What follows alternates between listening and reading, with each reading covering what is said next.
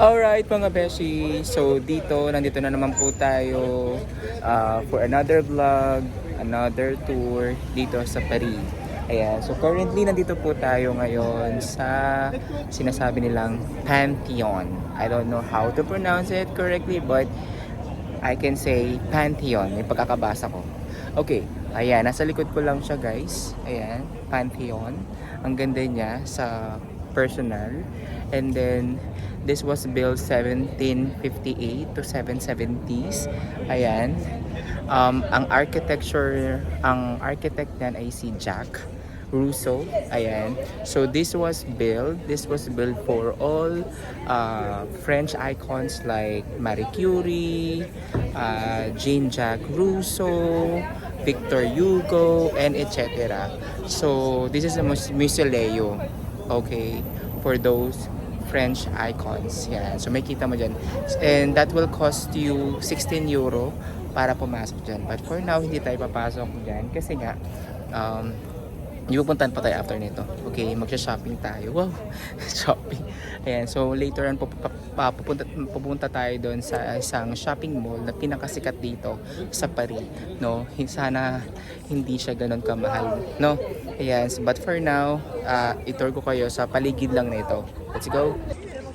So, ayan guys, yung itsura niya. So, doon ako galing kanina. Mga 16 minutes yung nilakad ko papunta rito. Ayan.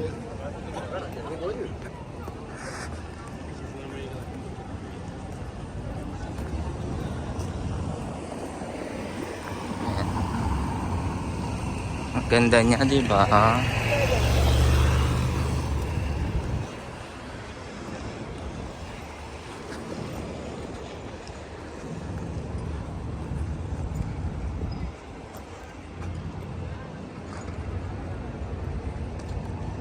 A few moments later. Mga beshi, nandito tayo ngayon sa Galerie Lafayette. This is the number 1 shopping center here in Paris. Ayan, I'll show you around kung ano yung tsura dito. Prada dito, may Saint Laurent ako naabutan. Ayan, may Valentino. May Chloe, may Chanel.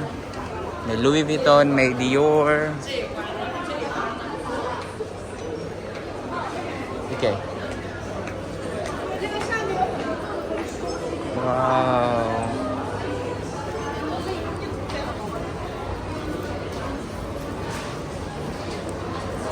May Pandora.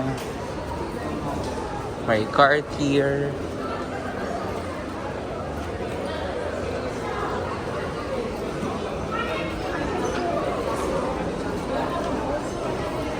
May Tom Ford.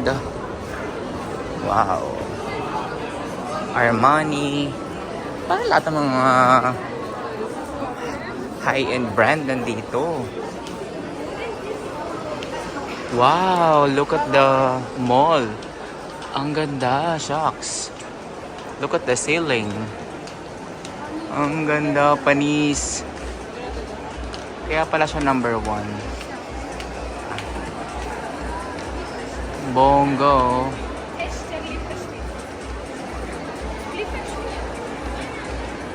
O, nasa second floor tayo mga best. Sa first floor, puro perfume. Dito I think puro damit. Ayun, may Rimowa, may Chanel, may Burberry.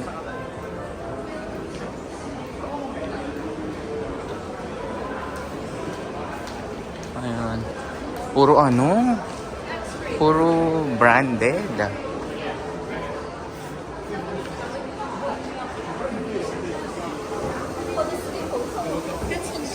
Yun.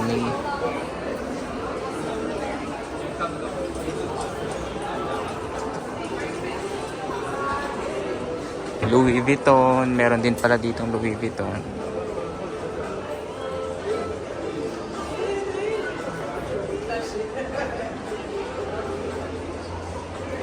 Guerlain, Givenchy,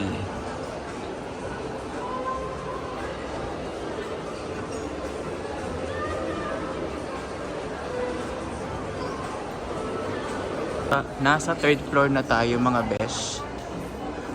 Pero still, clothing lines pa rin yun nandito sa third floor. At mga branded, pa rin yung nandito.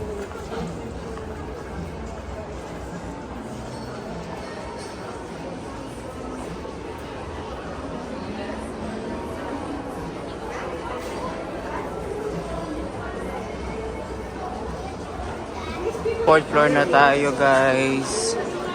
Lacoste.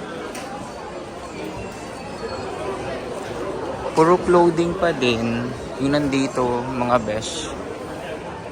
I think hanggang dito puro clothing siya, no? And may jewelries dito. Ayun, 227 euro, 95 euro, 79 euro. Oh, 64 euro. Kaya na mag-convert. 50% off lahat yan. Pero tingnan natin, i-check natin. For example, this one. This dresses looks so elegant, like pang party siguro to. This will cost you how much? Okay.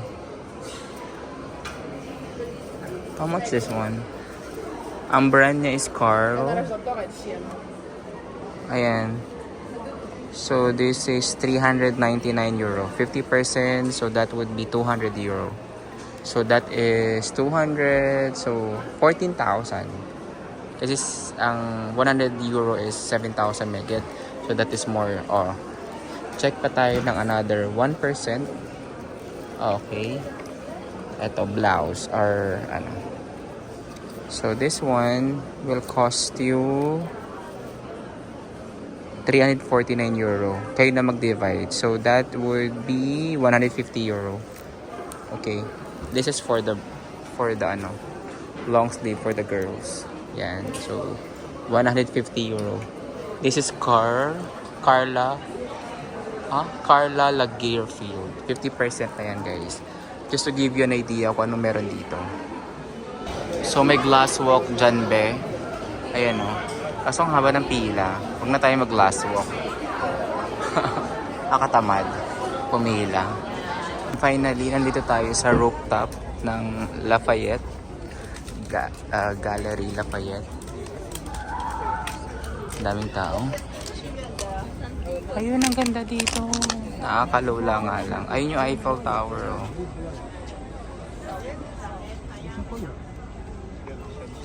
Oh my God. Shit, nakakalula. O yan. Ang ganda.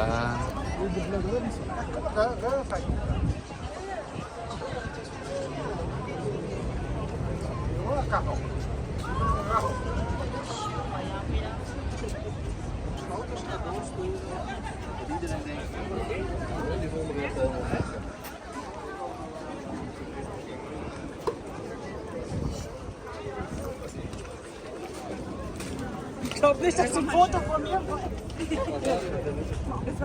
Wow.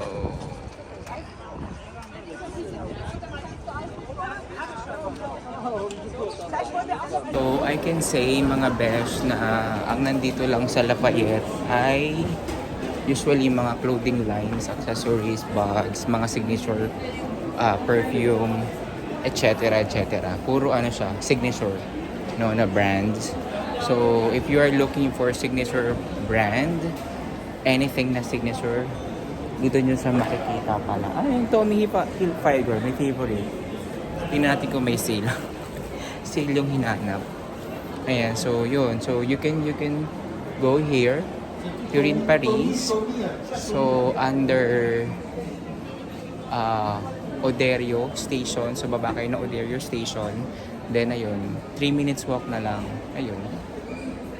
Nandito na kayo sa mall. Thank you for watching.